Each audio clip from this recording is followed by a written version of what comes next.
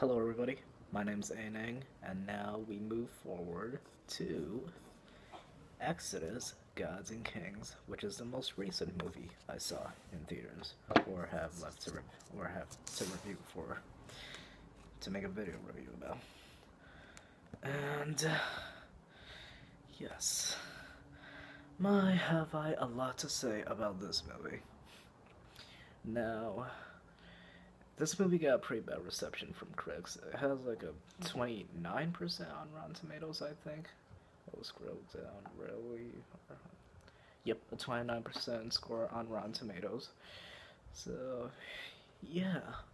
But when I saw it, I didn't think it was that bad. I actually enjoyed it. Actually, I guess you can call that a guilty pleasure. Mm. But let's get to the cast. Okay, so it stars Christian Bale, Batman himself, as Moses, Joel Edgerton as Ramesses II, John Turturro as Seti I, Aaron Paul as Joshua, Ben Mendelsohn as Hegep, Ben Kingley, Ben, excuse me, Ben Kingsley as Nun, not Nonenun. That's his character is how you spell his name. Ben Kingsley's character's name. Sigourney Weaver as Tuya. And a bunch of other guys that I don't know. But if you want to see the full cast, then you could just go to Wikipedia and just check out for yourself. Um, so yeah, I thought this movie was really good, actually. Well, like I don't really know the story, Moses' story in the Bible, because I don't read the Bible. Um, but from what I've heard, it's like extremely inaccurate. I mean, fucking on December 26th, 2014, which is today, it was announced that Egypt has banned the film because of what censors described it as historical inaccuracies. Also, reports say it is banned in Morocco, although the state run Moroccan Cinema Center, CCM, had given the film the green light. Moroccan business website Medias24.com said the officials had decided to ban the movie from being screened the day before its premiere. Wow. Well, it's been a pretty inaccurate movie. I mean, like, I've heard, like, I mean, there's a section on Wikipedia that says, like, and yes, I know Wikipedia is not the most reliable source, but I still use it anyway, because it has happened to be right on multiple occasions that I've went to it. Um, uh, like, there was this female, there was this person, that said, like, okay, what's her name again? Ellen White. That said, like, that says, like, it's like, there are fewer than 10 plagues in the films. Okay, I'm sorry about that. My alarm went off on my phone. So yeah, really sorry about that awkward little pause there. But anyway, Ellen White said there were fewer than 10 plagues in the films, and I actually did notice that. Like, like, I actually did notice that during the movie. Like, that's it. That's not all plagues. That was like only three or two, or however many there was. Um, I definitely know that was like less than 10 plagues, but like, okay, since we're talking about the plagues, we might as well get into it. They are pretty disturbing, pretty like over, in some cases even over the top. I mean, like, just wow, especially the bugs. Ugh, I fucking hate bugs. Seriously, so that part really unnerved me, I guess, is the proper word to put it as. It's, yeah, I just really fucking hate insects. Or anything creepy crawly like them. Just fucking hate them. Um. So yeah. Anyway, I mean, see. I guess the reason why this film received a bad reception was because like it was like very the very inaccurate, and I understand that. And some people are even saying that Joel Edgerton like wasn't really as like much of a villain, and I agree he really wasn't like much of a villain at all. I mean, he was still the main antagonist of the film, but he wasn't really the villain who you just love to hate. I mean, he was actually kind of likable. And in the end, kind of feel indifferent about him. Like, well, you don't know whether you should like this or feel bad for this person or no. But yeah, I mean, yeah, there's some bad things about it. I didn't really get like the first 30 minutes of the film actually. Um, but it was still a good movie. I mean, just to watch, I guess. At least I myself enjoyed it. This it was. I thought it was a very beautiful film. Like especially the that tsunami part. I mean, that was absolutely amazing to watch, and just that scene, I just really loved it a lot. Um, okay, so but let's see. Now that we're on like the good parts of the film, let's get into the good parts. Christian Bale, I think, is really excellent as Moses. And the other thing that's like so inaccurate about him, though, is that uh,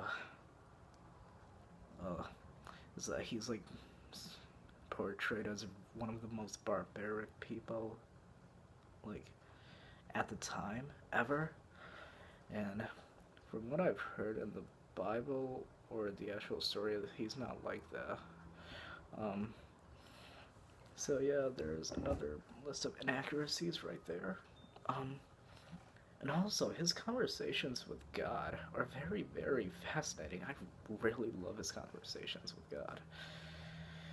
Uh, and yeah, the 10 plagues I thought were very, very well done, even though there was only a few of them, and they weren't actually 10 of them. But yeah, the movie also looks beautiful, and yeah, me and my father enjoyed it. Me and my father actually enjoyed all three of the movies. Um, so yeah, it's not doing that well in the box office so far. I mean, it only has a worldwide gross of 107,010,000 dollars, unfortunately.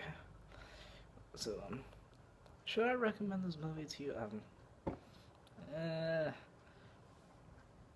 mm, I, I guess if you like Viking movies or historical stuff like that. I mean, me personally, I never really knew the Moses story and never really bothered to like give it a listen or read.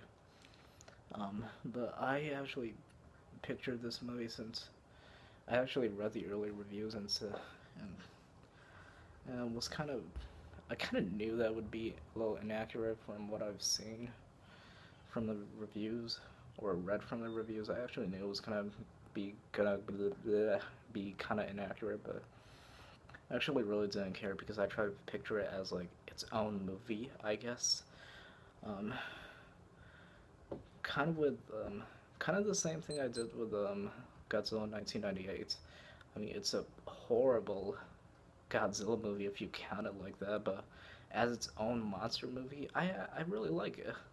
I mean, just looking at it as a Godzilla movie just makes me cringe every time I think about it. It makes me cringe the fact that it was made as a Godzilla movie, or is supposed to be made as a Godzilla movie. But yeah, I look at it as its own movie, and I still have the DVD. I'm not giving that away. Um, I still really like Godzilla 1998, even though it's not a Godzilla movie. I just count it as a monster movie, and I like it in that way. I fucking hate it as a Godzilla movie, but whatever. Um, this is not about Godzilla, damn it. This is about Exodus, Gods, and Kings. Just making sure I didn't break anything. um, but yeah, this was a good movie. It was obviously the worst out of the three movies that I saw, but it was still, I still enjoyed it, especially in the theaters. Yeah, that's pretty much it for these three movie reviews. The next video, I don't know when that'll be. I hope it's gonna be like soon. Hopefully less than a week, because I really don't want to take month long or especially more long breaks anymore. I want to keep making videos for you guys, provide you guys with content, and yeah. So yeah, that'll be it for this video. Do I have any more stuff to talk about? I don't think so. So yeah, I really hope I was as non-spoiler as I possibly could be in these videos, and I really hope you guys enjoy them, and that'll be it. So yeah, sayonara, and see you guys in the next video. Okay guys, I unfortunately forgot to mention the fact that this film is directed by Ridley Scott, who directed Gladiator and a bunch of other pretty good films. Yeah, I'm really sorry that I forgot to mention that, and also this little bit of sad stuff, that he dedicated this film to his deceased brother, Tony Scott, who committed suicide on August 19, 2012 by jumping off the Vincent Thomas Bridge in San Pedro, California. It's really sad that, I mean, dedicating this to his brother, I hope, I mean, I really liked the movie, but a majority of others unfortunately didn't, and that's what makes it pretty sad. Um, a majority of other people didn't like the movie, but at least if Tony Scott, I hope he would have liked the movie, because it's, I mean, sure, it's like inaccurate to the Moses story, but it's still a pretty good action movie in general, and I really hope that Tony Scott would have liked it, and rest in peace to him. I mean, he directed some good movies, like, so I mean, he directed The Taking of Pelham 1, 2, 3, which was released in 2009, and he directed Unstoppable, which was released in 2010, and Man on Fire, which was released in 2004, which I have yet to see. So yeah, I'm really hoping to like see Man on Fire, and like, yeah, it's just really sad that he committed suicide. Just really sad. So yeah, that's gonna be it. I'm really sorry that I left that out. Just stupid of me. I'm really sorry. I really hope I'm not forgetting anything else. If I am, then please tell me in the comments below, because I'm about to upload these 3 videos right now. So yeah, that'll be it. Bye. And rest in peace, Tony Scott.